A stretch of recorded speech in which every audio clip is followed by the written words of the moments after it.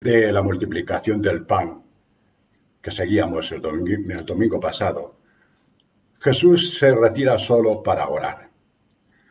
Antes de retirarse, insta a los discípulos a que se hagan a la mar hacia la otra orilla.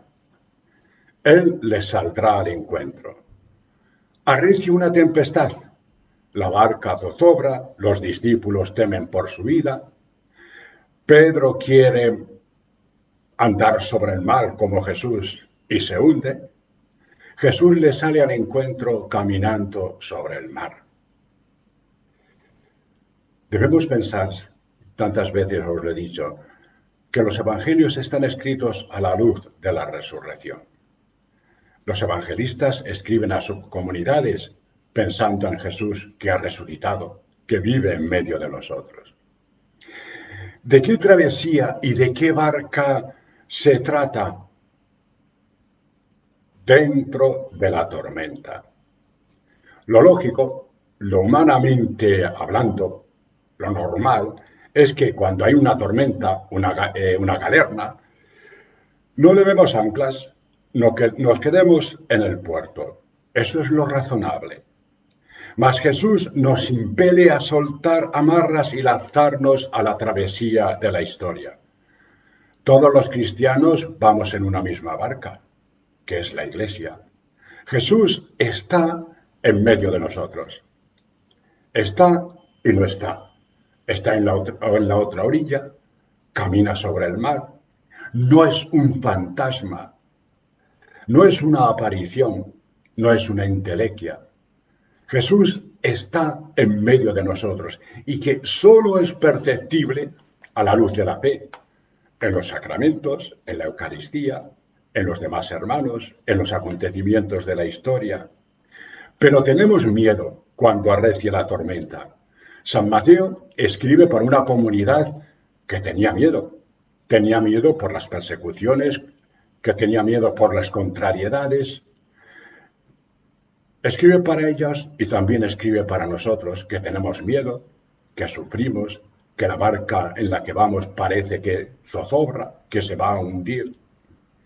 Pretendemos que la Iglesia, la comunidad de Jesús, funcione con categorías humanas y no. No somos pues un partido, no somos una ONG, no somos una empresa, no somos solo Cáritas, la Iglesia es mucho más que Cáritas, está por encima de todo. El Papa Francisco quiere una Iglesia en salida hacia los problemas, conflictos y alegrías y esperanza del mundo en que vivimos y en la situación en que estamos viviendo. No podemos ser portadores de luz y de vida encerrados en nuestras seguridades, pretendiendo quedarnos con la barca en el puerto. Soy yo, no temáis, nos increpa Jesús.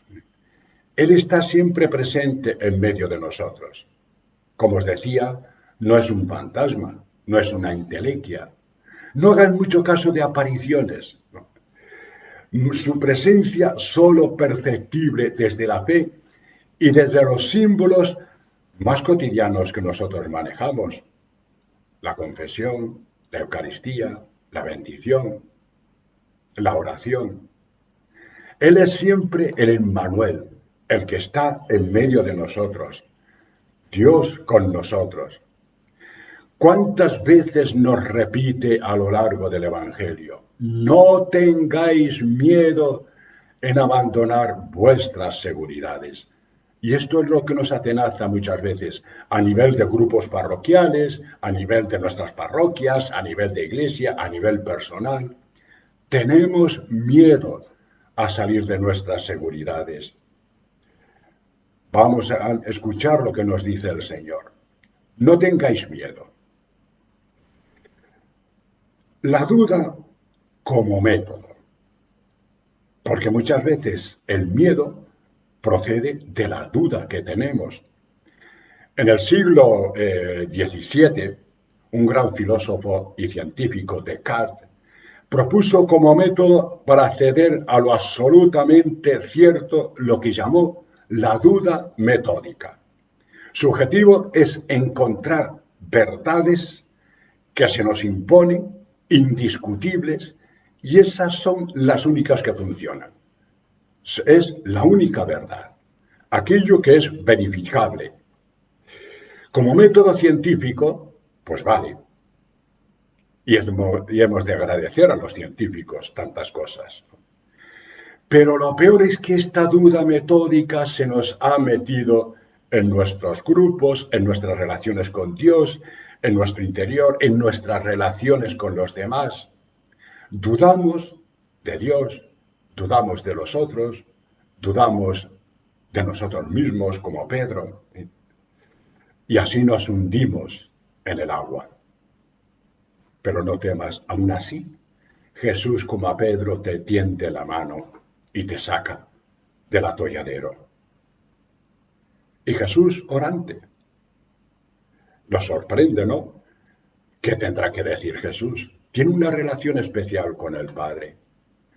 Él nos está indicando que nuestras relaciones, nuestra vida, depende de nuestra relación con el Padre Dios, a través de Él, a través de Jesús. Orar que no es decir oraciones, que no es decir palabras, aunque sean muy bellas como los salmos o el Padre Nuestro. Orar es escuchar al Padre que nos habla. Por eso no hemos de temer, porque el Padre nos da su Espíritu, está con nosotros, nos comprende. Y ese Espíritu es el que debe guiar toda nuestra vida. No tengamos, pues, miedo y embarquémonos hacia la aventura, aunque el mar esté embravecido. Paz y bien.